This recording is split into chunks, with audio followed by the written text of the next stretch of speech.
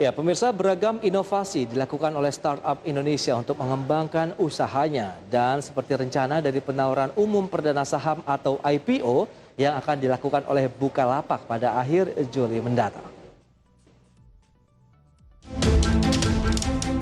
Saat ini Indonesia memiliki total 6 startup menjadi startup unicorn. Gelar unicorn merupakan gelar yang diberikan kepada perusahaan startup yang mencapai nilai valuasi di atas 1 miliar US dollar atau setara dengan 14,1 triliun rupiah. Keenam perusahaan startup unicorn Indonesia antara lain startup ride-hailing Gojek, e-commerce Tokopedia, Bukalapak, OVO, Traveloka, hingga startup logistik JNT Express. Beragam inovasi dilakukan startup untuk mengembangkan usahanya. Mulai dari bergabungnya dua startup bervaluasi jumbo, Gojek dan Tokopedia yang melahirkan Goto, hingga rencana IPO dari Bukalapak. Bukalapak dikabarkan akan melakukan penawaran umum perdana saham pada akhir Juli mendatang, dengan harga penawaran berkisar antara Rp750 sampai Rp850 per saham. Di sisi lain, rencana IPO Bukalapak diharapkan dapat membawa dampak positif terhadap pasar saham Indonesia, seperti menambah jumlah investor retail maupun institusi di pasar modal Indonesia. Lantas adakah dampak positif lainnya dari rencana IPO salah satu startup raksasa Indonesia Bukalapak terhadap pasar saham Indonesia dan perekonomian negara? Saksikan pembahasan lengkapnya dalam IDX First Session Closing Market.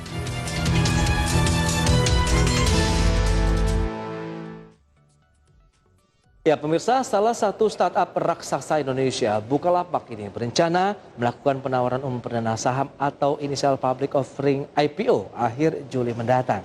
Dan kita akan membahas topik yang menarik ini bersama dengan rekan Fajar Wayo. Ya, selamat siang Fajar. Ya, siang Pras dan juga pemirsa. Halo, selamat siang Fajar. Ya, siang Pras dan juga pemirsa. Saya mendengar. Ya. Rekan Fajar bisa mendengar suara saya dengan jelas? Ya, jelas, Pras. Oke. Mungkin bisa disampaikan ini kepada pemirsa IDX Channel, informasi terbaru apa ya terkait dengan IPO Bukalapak mendatang?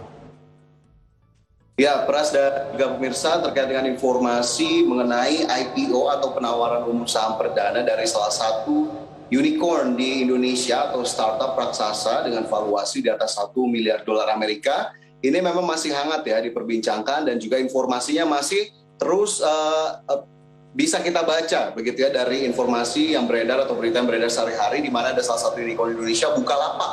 Ini akhirnya memberikan konfirmasi, memberikan kepastian terkait dengan rencana IPO yang sudah berjalan sampai dengan saat ini, di mana dalam beberapa waktu lalu ini belum ada kejelasan begitu ya, meskipun memang pihak Bursa Efek Indonesia sempat memberikan bocoran ataupun kisi-kisi terkait dengan adanya startup unicorn yang memang akan melakukan penawaran umum perdana ataupun IPO atau mencatatkan diri di Bursa Efek Indonesia.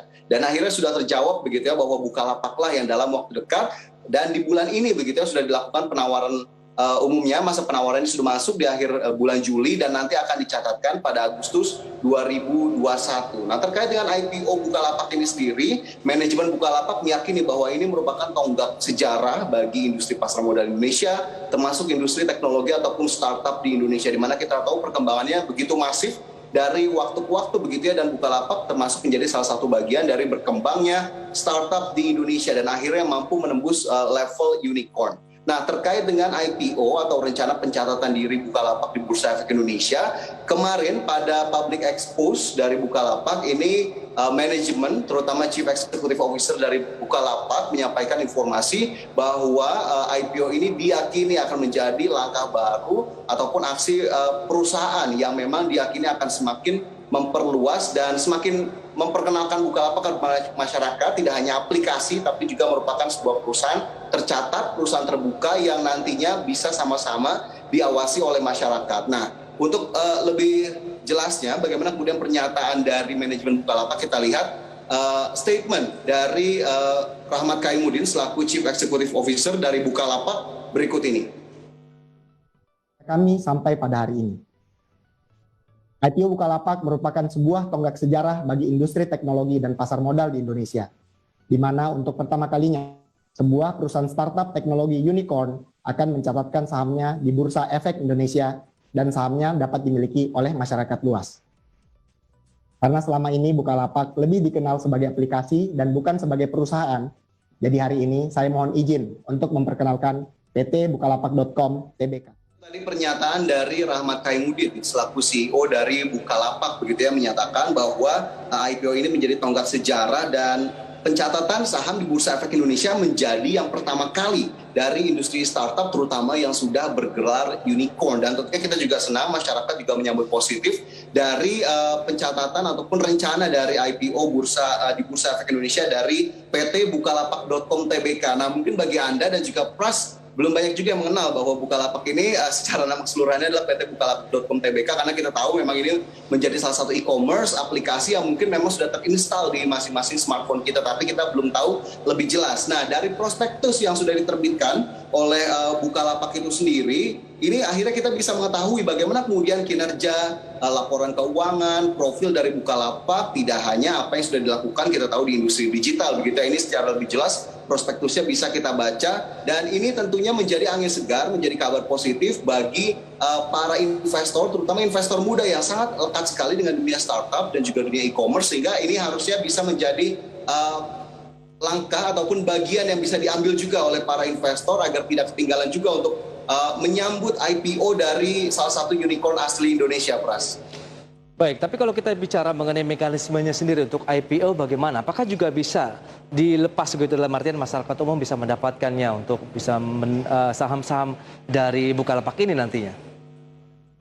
Ya, terkait dengan mekanisme IPO-nya sendiri, satu yang dipastikan adalah ini tidak melalui jalur distribusi elektronik ataupun eIPO. Ini kita harus tetap di formulir pemesanan di perusahaan efek agar kemudian bisa ikut melakukan penawaran begitu ya dari Bukalapak agar kita bisa menjadi salah satu investor dari Bukalapak. Tapi terkait dengan mekanismenya sendiri, mungkin banyak dari Anda yang belum begitu jelas begitu ya terkait dengan jadwal dari IPO Bukalapak sendiri. Kita lihat ini jadwal-jadwalnya. Yang pertama adalah dapat juga Anda perhatikan di grafis yang sudah kami persiapkan terkait dengan jadwal sementara, yang ini juga sudah dimuat dalam prospektus Bukalapak, di mana masa penawaran awalnya ini pada 9 hingga 19 Juli 2021 atau biasa disebut dengan book building begitu ya, kemudian tanggal efektifnya di 26 Juli 2021. Sementara masa penawaran umum perdana saham ini di 28 hingga 30 Juli 2021, di mana itu adalah ruang bagi para investor untuk bisa ikut ambil bagian dalam penawaran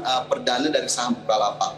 Kemudian bagi Anda yang akhirnya mendapatkan jatah ataupun tidak mendapatkan jatah dari minat yang Anda sudah masukkan terkait dengan saham Bukalapak sendiri untuk IPO, ini bisa kita tahu di tanggal 3 Agustus 2021 itu akhirnya bisa didistribusikan. Nah, selanjutnya distribusinya adalah 5 Agustus 2021. Jadi tenang saja, bagi Anda yang dapat akan ada informasinya, tidak dapat jatahnya juga akan ada informasinya. Begitu pula dengan dana yang tidak terserap begitu ya, misalkan kita memesan lebih dari 1 lot begitu, ternyata kita dapatkan hanya 1 lot. Nah, 4 lot sisanya atau 3 lot sisanya itu dananya akan dikembalikan karena memang kita tidak dapat penjatahan atau allotment begitu ya, di mana tanggal pengembalian uangnya ini di 5 Agustus 2021. Sementara tanggal pencatatannya atau yang biasa kita kenal dengan IPO seremoninya di Bursa Efek Indonesia, pencatatan perdananya di mana itu merupakan hari pertama saham Bukalapak bisa diperdagangkan, ini adalah di 6 Agustus 2021. Dan ini jadwal yang memang kami himpun dari prospektus Bukalapak terbaru gitu ya. Sementara terkait dengan apa kemudian yang ditawarkan oleh Bukalapak dari penawaran saham perdana atau IPO ini, Pras dan juga pemirsa dapat saya sampaikan informasinya, di mana yang pertama saya juga sudah himpun ringkasannya, bisa kita lihat satu persatu poin-poinnya, di mana Bukalapak menawarkan sebanyak-banyaknya 25,76 miliar saham atau 25% dari modal di store dan ditempatkan perusahaan. Kemudian harga penawarannya, nah ini mungkin dari Anda juga ada yang sudah sempat membaca, ada yang belum begitu ya, harga penawaran dari saham Bukalapak sendiri di Rp750 sampai dengan Rp850 per saham. Cukup terjangkau jika kita kalikan dengan 1 lot, itu bahkan tidak sampai 100.000 begitu ya. Kemudian nilai penawaran sebanyak-banyaknya yang bisa diserap dari IPO ini adalah Rp21,9 triliun.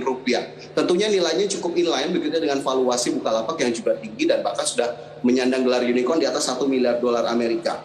Kemudian Bukalapak juga mengalokasikan 0,1% saham yang ditawarkan kepada masyarakat, termasuk kepada kita-kita ini, untuk dialokasikan untuk program karyawan atau employee stock allocation. Sementara jika kita bingung sebetulnya siapa penjamin pelaksana emisi efeknya dari Bukalapak ini sendiri, adalah Mandiri Sekuritas dan juga Buana Capital. Jika kita ingin bertanya lebih lanjut juga bisa kepada sekuritas-sekuritas tersebut dan juga menanyakan kepada sekuritas atau perusahaan efek tempat Anda sudah punya rekening efek untuk bisa lebih tahu bagaimana kemudian mekanisme dari pembelian pembeli saham Bukalapak di penawaran umum perdana. Tapi satunya saya informasikan bahwa ini juga sudah dikonfirmasikan oleh Bursa Efek Indonesia bahwa ini tidak melalui skema eIPO atau jalur distribusi elektronik eIPO, meskipun nantinya tetap bisa diperdagangkan saham Bukalapak di pasar sekunder, Pras. Baik, memang itu dia yang sedang dinantikan oleh publik, begitu dalam artian para investor pasar modal di tanah air. Lantas bagaimana dengan respon publik sejauh ini terkait dengan IPO Bukalapak? Karena kita tahu juga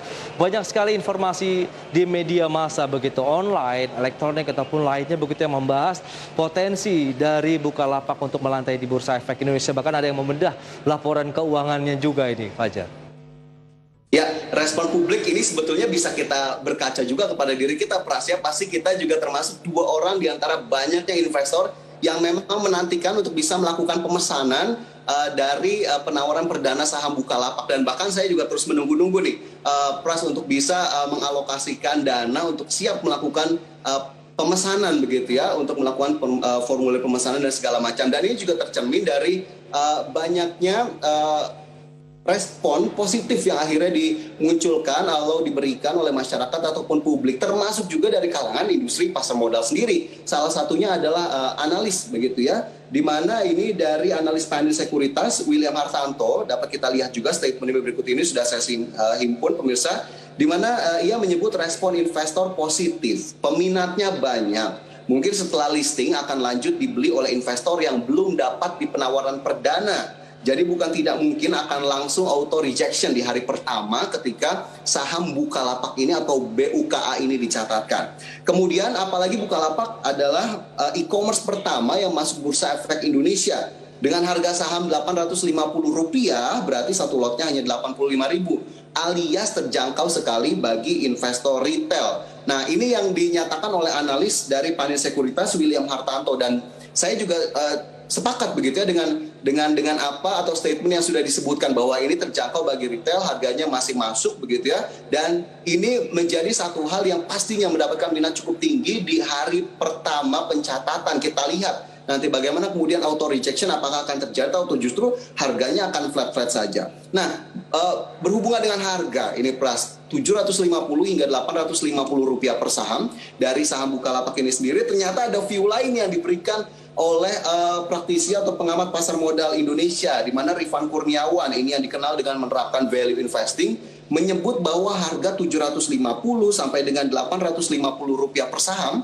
ternyata cenderung mahal untuk valuasi dari Bukalapak, di mana Rifan menggunakan valuasi price to sales ratio, di mana price to sales ratio dari Bukalapak ini sendiri 45,6 kali hingga 51,7 kali, di mana Rifan menyebutkan bahwa harusnya di bawah 5 kali masih murah, tapi ini ternyata jauh sekali begitu ya, harganya Rp750 hingga Rp850 dibandingkan dengan saham yang ditawarkan kepada publik, kemudian juga dengan kinerja yang kita tahu memang Bukalapak ternyata masih mencatatkan kerugian begitu ya, dan kini bisa kita lihat performanya dalam beberapa waktu ke belakang. Tapi tentunya ini adalah valuasi relatif. Terserah saja bagi para investor ataupun mungkin trader yang melihat saham Bukalapak sebetulnya cukup menarik, terutama mengukur dengan minat yang pastinya akan tinggi begitu ya dari salah satu e-commerce terbesar di Indonesia ini. Jadi memang minatnya cukup besar, cukup tinggi, tapi kita lihat nanti bagaimana kemudian setelah penjatahannya, apakah terserap full, apakah 21,9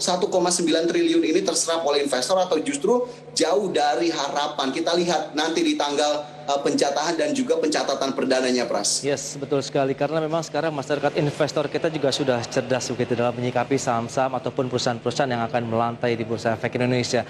Mereka pasti akan melihat secara fundamentalnya terlebih dahulu ya kinerja dari perusahaan tersebut tadi, termasuk salah satunya adalah Bukalapak yang memang ini banyak sekali seperti sebenarnya masyarakat investor juga yang menantikan adanya unicorn yang melantai di Bursa Efek Indonesia, sehingga nanti akan semakin meramaikan lagi aktivitas trading di pasar modal Indonesia. Nah Fajar, selain ini misalnya adakah selain Bukalapak begitu unicorn-unicorn lain yang sudah melantai ataupun berencana melantai di Bursa Efek Indonesia nih? Ya, ini juga menjadi pertanyaan yang menarik, Pras. Setelah Bukalapak, siapa lagi? Setelah Bukalapak, unicorn mana lagi yang terutama asli Indonesia begitu ya? Kita tahu perjalanan dari waktu ke waktu dari 2020, kemudian masuk 2021, selalu didengung-dengungkan bahwa masyarakat menanti unicorn-unicorn Indonesia untuk bisa bergabung menjadi salah satu emiten di Bursa Efek Indonesia. Nah, dua nama yang mungkin bisa saya sebutkan, Pras, ini adalah Gojek Tokopedia atau kita tahu dengan Goto, dan juga Traveloka. Ternyata dua atau mungkin tiga begitu ya, jika kita pecah Goto menjadi Gojek dan Tokopedia ini tiga, dua unicorn, satu dekakorn ini disebut-sebut juga akan menyusul dari Bukalapak untuk IPO di Bursa Efek Indonesia. Meskipun rumor ataupun berita ataupun informasi yang beredar banyak bahwa Gojek dan Tokopedia akan melakukan dual listing atau bahkan listing di Amerika Serikat terlebih dahulu. Begitu pula dengan Traveloka yang bahkan mengkonfirmasi bahwa sampai dengan saat ini masih mencari jalan yang paling tepat untuk melakukan IPO. Apakah di dalam negeri melalui Bursa Efek Indonesia atau justru harus di Amerika Serikat terlebih dahulu atau justru dual listing begitu ya, listing di dua tempat di Amerika Serikat dan juga di Indonesia. Meski demikian, rencana yang sudah dinyatakan oleh kedua manajemen dari startup atau unicorn dan juga dekakorn ini harus kita apresiasi, karena ini berarti sudah ada satu langkah lebih maju begitu untuk kemudian memikirkan bagaimana startup atau unicorn termasuk dekakorn ini bisa kemudian dimiliki oleh masyarakat Indonesia secara umum, karena agar tidak menjadi pengguna saja begitu ya, tapi juga bisa terlibat di dalamnya menjadi pemilik perusahaan atau pemilik saham-saham dari Gojek Tokopedia, kemudian juga Traveloka, sehingga memang rencana-rencana ini masih kita nantikan lebih lanjut begitu ya. Gojek Tokopedia kemarin sudah cukup jauh perkembangan ya, bahkan didahului dengan merger terlebih dahulu. Nah, langkah merger Gojek dan Tokopedia ini juga disinyalir menjadi langkah pertama untuk melakukan listing di Amerika Serikat melalui metode SPAC atau perusahaan vehicle begitu ya,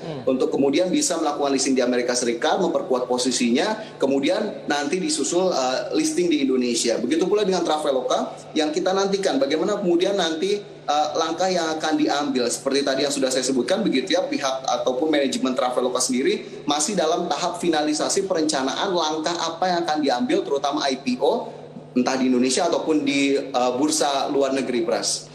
Yes, betul. Dengan adanya pandemi COVID-19, kemudian era digital begitu yang semakin berkembang pesat di Indonesia dan juga dunia, tentu ini menjadi momen yang menguntungkan ya bagi perusahaan-perusahaan startup seperti saat ini, seperti perusahaan unicorn, dekakorn ataupun bahkan hexagon begitu, yang memang ini menjadi salah satu harapan juga apabila mereka bisa mencatatkan saham mereka di pasar modal Indonesia ataupun mau ngambil misalnya model dual listing juga oke, yang penting ada yang mereka catatkan di pasar modal Indonesia. Tapi Fajar sendiri melihat bagaimana dengan kondisi market saat ini di tengah pandemi, kemudian adanya peningkatan secara kita tahu era digitalisasi yang semakin berkembang pesat di Indonesia. Ya, memang akhirnya saham-saham teknologi kita tahu, mungkin kita mengikuti tiap hari ya, Presnya saham teknologi itu pergerakannya dinamis sekali, bahkan menjadi pemimpin pergerakan penguatan, bisa menjadi pemimpin pergerakan yang melemah, sehingga saham-saham sektor teknologi memang cenderung disukai dalam tanda kutip begitu ya, mungkin disukai dalam jangka waktu pendek, kemudian masih dilihat kembali apakah ini masih menjadi sektor yang cukup menarik untuk bisa dilakukan investasi jangka panjang, sehingga saham-saham sektor teknologi berkaitan juga dengan startup, berkaitan dengan unicorn, dekakorn ini sepertinya masih terus diburu. Bukalapak IPO saja ini sepertinya minatnya sudah cukup tinggi untuk siap-siap melakukan pemesanan, sehingga memang di tengah kondisi pandemi, market volatile, kasus COVID-19 meningkat tajam, tapi ada harapan bahwa industri teknologi bisa menjadi salah satu pilihan untuk berinvestasi, juga untuk berharap bahwa aktivitas di sektor realnya juga bisa terdampak positif, Pras. Itu dia. Lantas sejauh mana juga nih? Tadi sudah kita bahas terkait dengan potensi di mata investor ya, terkait dengan Bukalapak yang akan melantai di Bursa Efek Indonesia. Nah, lantas regulatornya nih, terutama Bursa Efek Indonesia terkait dengan IPO Bukalapak dan mungkin unicorn lainnya bagaimana? Ya, jadi memang yang dinyatakan oleh pihak regulator, terutama Bursa Efek Indonesia, terkait dengan aksi IPO yang dilakukan oleh Bukalapak dan juga potensi dari berbagai unicorn lainnya, ada 3 poin yang saya akan sebutkan, Pras. Ini berdasarkan juga pernyataan dari manajemen Bursa Efek Indonesia. Yang pertama adalah meningkatnya bobot saham Indonesia di indeks MSCI, baik regional ataupun internasional, dengan masuknya pendatang baru dari unicorn atau decacorn atau dari startup lainnya. Ini diharapkan bisa meningkatkan bobot indeks saham Indonesia di MSCI yang tentunya bisa menjadi salah satu penarik perhatian bagi investor luar yang lebih luas lagi untuk bisa melihat saham-saham di Indonesia. Kemudian yang kedua adalah menambah jumlah investor baik retail ataupun institusi di pasar modal Indonesia, baik domestik ataupun asing begitu ya, karena memang dengan adanya perusahaan-perusahaan baru, emiten-emiten baru yang bahkan cukup dikenal, familiar, dan kita tahu performanya cukup baik, perannya di perekonomian bagi masyarakat juga cukup baik. Ini tentunya akan mengundang lebih banyak investor baik domestik maupun asing. Kemudian yang ketiga adalah yang memang diharapkan oleh Bursa Efek Indonesia, terutama di tengah kondisi pandemi COVID-19 ini, adalah rata-rata nilai transaksi hariannya diharapkan melonjak ataupun mengalami peningkatan. Begitu pula dengan likuiditas pasar, sehingga akhirnya investor bisa memilih lebih leluasa emiten mana, saham mana yang bisa dipilih, disesuaikan dengan caps-nya, disesuaikan dengan likuiditasnya, dan kedatangan dari Bukalapak, kedatangan dari Gojek, Tokopedia, ataupun unicorn-unicorn lainnya seperti Traveloka, Tiket.com, dan juga lain-lain. Ini diharapkan likuiditas pasarnya menjadi lebih besar, seiring dengan peningkatan jumlah investor, sehingga akhirnya serapannya cukup tinggi, rata-rata nilai transaksi hariannya cukup tinggi, sehingga akhirnya indeks kita menjadi lebih menarik untuk bisa diperhatikan, baik domestik investor ataupun foreign investor, Pras. Dan kita harapkan memang akhirnya ini bisa ataupun pemacu bagi aktivitas perekonomian di sektor real, karena kita tahu tidak hanya mencatatkan diri saja, tapi mereka juga harus berbenah begitu ya untuk selalu meningkatkan performa perusahaan, brand perusahaan, image perusahaan, sehingga ini kita harapkan sektor realnya juga terdampak dari perusahaan itu sendiri dan juga multiplier efeknya terhadap sektor-sektor lainnya, Pras. Baik, tapi kalau secara umum dari sisi pasar modalnya, Fajar melihat bagaimana dengan kondisi market di dalam negeri, paling tidak sampai dengan akhir tahun. Kita tahu dengan pandemi yang juga ini masih meningkatkan kekhawatiran. Di sisi lain, pemerintah per hari ini juga memperluas ya dari sisi penerapan dari kita tahu PPKM darurat ini juga diperluas menjadi 15 wilayah kabupaten kota, dan ini menjadi salah satu memang barometer, kemudian salah satu buffer dari ekonomi nasional adalah pasar modal. Berarti yang ditunggu-tunggu memang adalah unicorn-unicorn lainnya yang ikut meramaikan pasar modal Indonesia, Fajar. Ya, jadi memang sampai akhir tahun ini kita tahu tidak mudah. Pastinya masih berbagai tantangan dan juga hambatan begitu ya masih dihadapi oleh pasar modal Indonesia. Okay. Tapi kita harus optimistis, Pras, bahwa perekonomian yang membaik, kemudian juga minat investor yang masih cukup tinggi di tengah kondisi pandemi COVID-19, bahkan pertambahan investor saja dari waktu ke waktu terus terjadi begitu ya, bahkan menembus rekor, sudah lebih dari 5 juta SID tercatat di Indonesia, baik dari saham, kemudian juga reksadana dan juga obligasi. Nah, ini juga bisa menjadi salah satu tumpuan ataupun pijakan. Jadi kita tidak perlu takut juga bahwa akhirnya pasar modal Indonesia dalam tanda kutip bisa terombang-ambing di tengah kondisi yang tidak pasti, tidak jelas seperti ini, kemudian PPKM darurat diperpanjang, akhirnya berbagai sektor terdampak. Ya. Tapi kita yakin saja bahwa selalu ada peluang ataupun opportunity yang bisa kita lihat, yang bisa kita ambil. Sektor di Bursa Efek Indonesia saja cukup banyak. Kita bisa melakukan pemilahan begitu ya, kita bisa filter satu persatu mana saja sektor yang masih sangat prospektif, meskipun tidak menutup kemungkinan juga sektor-sektor yang sepertinya tidak dilirik saat ini bisa menjadi motor penggerak justru di tengah tahun ataupun di akhir tahun, sehingga kita harapkan memang akan cukup merata, meskipun memang lagi-lagi sepertinya sektor teknologi masih cukup diincar oleh para investor, terutama investor muda ataupun milenial, Pras. Baik, Fajar, berarti optimisme tetap masih kita tanamkan ya untuk pasar modal Indonesia. Terima kasih banyak atas informasi dan data-data yang sudah disampaikan, Fajar, dan selamat melanjutkan aktivitas Fajar kembali. Ya, terima kasih, Pras. Ya, pemirsa, jam beranjak dari tempat Anda, kami akan kembali tentunya dengan infografik ya terkait dengan kontribusi dari ekonomi digital di Indonesia.